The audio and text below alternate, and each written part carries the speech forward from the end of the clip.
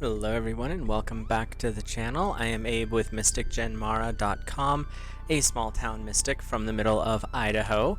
And today I'm going to do a little bit of a book review for a set of books. It's not, you can buy them individually, but I'm doing them as a set for this show. And there are links in the description for all of these. They're affiliate Amazon links, so if you click on those, it does help support the channel. And these are, they are fictional, quote-unquote, books, but there's something to them. We'll just go with that. So, if you have ever read anything by H.P. Lovecraft, it's October, so we're going to go with a little bit more dark and twisted. You will know of his nefarious book of spells, the Necronomicon, and the Cthulhu mythos. So, back in the 70s, 60s, 70s, I believe the first one was in 1974 or 5. Sorry, I should have had this pulled up before I started. 77 is when the original copyright was held. So, that was when it was originally published. But back in the early 70s, there was a bookstore in New York, I believe, somewhere in New England, called Magic Child. And Magic Child, I don't believe, from what I found earlier, is not still around. But there was a gentleman who was only known as Simon, who came in to a manuscript, so he claimed. And this manuscript was of Sumerian ritual magic. The lore around it is actually kind of funny because there's a little bit of, and I mean a little as in like this much truth to some of the historical stuff that was going on at the time, but whether or not this is the actual manuscript, come on. But it is a fun read. It is a little twisted. There's some parts of it that are a little hard to understand because they're trying to translate something that at the time they didn't even know what it was. We've come very, very much further in Sumerian translations since then, because at the time there was literally, I think Zachariah Stitchin was one of the few people who actually claimed to have translated, and this was supposedly based on an older series.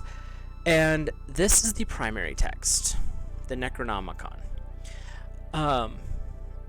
There are 3 books that go with this one. This was the primary one. This was the one that Simon first published in 77. It was followed up, I believe, in the mid-90s by this guy, which is Through the Gates. We'll go over that one in a second because there's some fun stuff with that one. There's even a base-level spell book. Obviously, I've played with them a little bit. But then there's the history. This tells the supposed history. Again, it could be a pseudo-historical thing. But there's a little bit of truth tied into it to make it like, wait, this is real? Because they talk about like the JFK assassination in the Dead Names.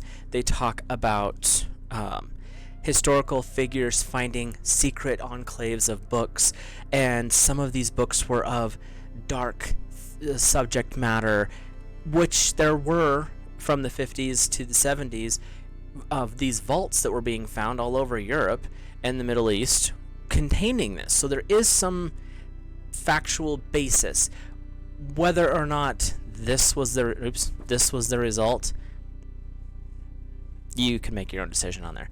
Anyway, the book goes through a little bit of the writings of a supposedly mad Arab, which is from the Lovecraftian stories. They go into the Zonai and their attributes, sections on the different positive deities that were in Sumeria. They give different gates that you use for meditational purposes to free the spirit body and travel the ether. But it has to be done at very specific times, and that's where this little dandy comes in. Because in the gates of the Necronomicon, they actually have a calendar in the back that goes over the proper days and time. The interesting thing I found with the calendar is it's set up on the exact period of time of a repeat. I can't remember if it was 7 or 9 years. So from the date it was published, it goes back and forward, but it has this window of time that was on a repeating cycle. So you just take and pick that up and move it however many cycles past, because it ends in 2018. So you would start it over at the beginning of it and move. We're in 2023, so it would probably be, whatever year that was later. But it literally tells you the lunar cycles, the new moons, when to start your fasting, when to go into the deeper fasting, what they call the black fast, which is where you go from fluid fasting to just water. And then starting the rituals, when certain stellar alignments occur and all of that. So if you're interested, this is the working manual. This is where you get all the information. So, like I said, this one is the one that kind of gives you an easier way of trying to sort out what days and all that stuff, because the wording in here is very obtuse, so to speak. Even like the summoning spells and the exorcisms, just because I know it's not going to be too horrifying. There's things like Z Ana Kanpa, Z Kia Kanpa, but you'll have these really barbaric words, is what you would call them in other barbarous words of invocation in other books. They have their own version. Now, the reason I say supposed is no one knows who Simon is. They make a nice little story in the Dead Names one that Simon was a very, very frequent visitor of Magic Child when this bookstore was at its peak. And so he was in there a lot talking to other mystics, rubbing shoulders, until he found this supposed manuscript, at which point he became very sullen, very pulled back, and refused to acknowledge his birth name and would just go by the name Simon, which is who has published the books. There are in the back of, not in the back, where to go? In the middle of this one, of the main Necronomicon, there is a section of magical seals, just like the many other grimoires out there. So, and the theory today is that he literally made these seals up. Possibly. The trick with a seal or a sigil, this is just in general for, especially in the occult world, the trick with a seal or a sigil is not what it actually represents. It's what it means to you. So, whether he made these things up or not, people have, weirdly enough, used a lot of his sigils. Used them for meditation purposes, which is kind of a fun thing. I love using symbols to meditate with, because it's a distraction of the conscious mind, so it gives it something to do while you're actually focusing on your intention. I have them for angels. I have my own, which I've done a video on. And then you've got the ones in here, which are a little bit different. They are very much like other grimoires' sigils, but these ones are unique to this set. And if you've read many grimoires, you'll know that each one has very, very distinctive sigils. So the reason I even have played with them is just because the myth is always fascinating. The Necronomicon, the book that will drive you mad if you read it, is the way that Lovecraft always talked about it. So they have literally made these 4 books into a functioning sort of ritual magic, and they have the history book to build the myth. So you've got Lovecraft's foundation, then they have taken it and added their own mess of stuff. Marduk is a huge player in all of this. That's your main protector. You've got Inanna, you've got Ishtar, Enki, and Leel. All the Sumerian deities pop up somewhere. Tiamat is another one that pops up through this. But you also have the Wandering Death. You have Neranthrope, and I never can say his name right. But you have the Ajiji, you have the ancient ones, the elder gods. They talk about all of this stuff, so they literally have tied a new mythology maybe not an enhanced mythology to what Lovecraft did, and they actually, in my opinion, did a really well presented version of an occult ritual grimoire. Again, whether or not any of the stuff works, that's going to be up to you, because the one thing I have learned over the years is something that Crowley said: magic is change according to will. So it's, if you have the right focus, your mind is set on the right thing, you can adjust the world. That's just how it is. People don't like you to say that, but that is a true statement. So whether or not the spells, the incantations, the sigils, the symbols would work for you or not, that's up to you to figure out. But what I will say is, if you love Lovecraft, if you enjoy the Cthulhu mythos, if you're kind of obsessed with the more interesting aspects of the occult, a little bit darker but not super black magic versions, even though that's what they claim with this, it's not. It's worth just checking out, reading through it. Like I said, if you're only wanting to get it for reading purposes, the original Necronomicon and then Dead Names are the two that I would say are your, if you just want to read about it, you don't want to have anything else, that's fine.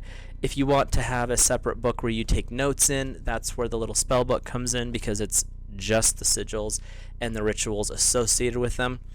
And if you are interested in pursuing it further, again, that's on you, not me. I'm just bringing information forward. Then that's when you need this one, because it does have all the dates, the times, a foundational practice for the what the different fasts are and things like that.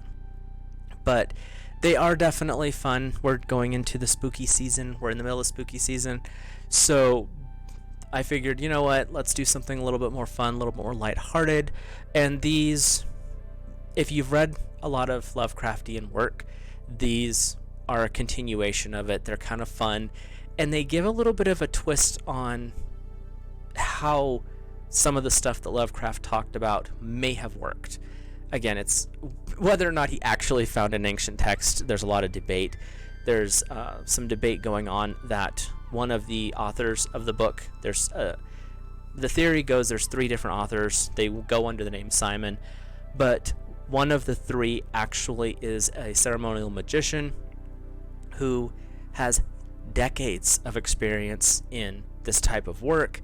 And so it was he did design the rituals, he designed the sigils to go along with it. So there is some history there, and the more people read about it, the more people put energy into it, just like anything else, it builds a foundation and becomes more real. Whether or not you want to admit that these are real, that's irrelevant. The more energy you put towards something does go that direction. I'm also sticking a movie link down, or movie, if you're interested in it, called In the Mouth of Madness. Sam Neill, amazing actor. But they talk about through this movie a lot of Lovecraftian work, including not so much the exact Necronomicon, but what would happen if people started to believe a horror author's nightmare versus the reality that they've known forever. Because reality is just what we have accepted as a collective whole. That's really all reality is, and you can adjust that. So and that's part of the dystopian stuff in a lot of the older novels. But like I said, it's a fun read. It's a little bit twisted. I'm adding, like I said, the movie link as well, just if you're interested in kind of other versions of that. So let me know if you've ever read any of these, because they are fun, but not for being mainstream. I think it's Avon publication. Yeah, Avon is the one that publishes them. You can see that. Come on, focus. Anyway, it's Avon. So whether or not they're real, again, who knows? Who cares? They're a fun read. They're definitely a little bit creepy, but creepy in a fun way. So let me know if you've read them, what your thoughts are, if they're total, in your opinion, garbage or not, just more out of curiosity what other people think. For the groups that I have wandered through, almost no one has picked these books up and read them. They don't even have a clue what's in them, and yet they'll condemn them outright. It's like, but have you read them? Do you have any idea? They're like, oh, I would never read those. Okay.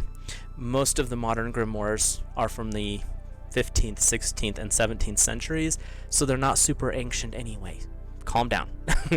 And they were written by somebody who is just as weird as Simon, whoever that was. So, again, if you're interested, you can check those out. I thought they'd be a perfect fit for Halloween and Samhain, which is what we're going into. The veil is definitely thinning.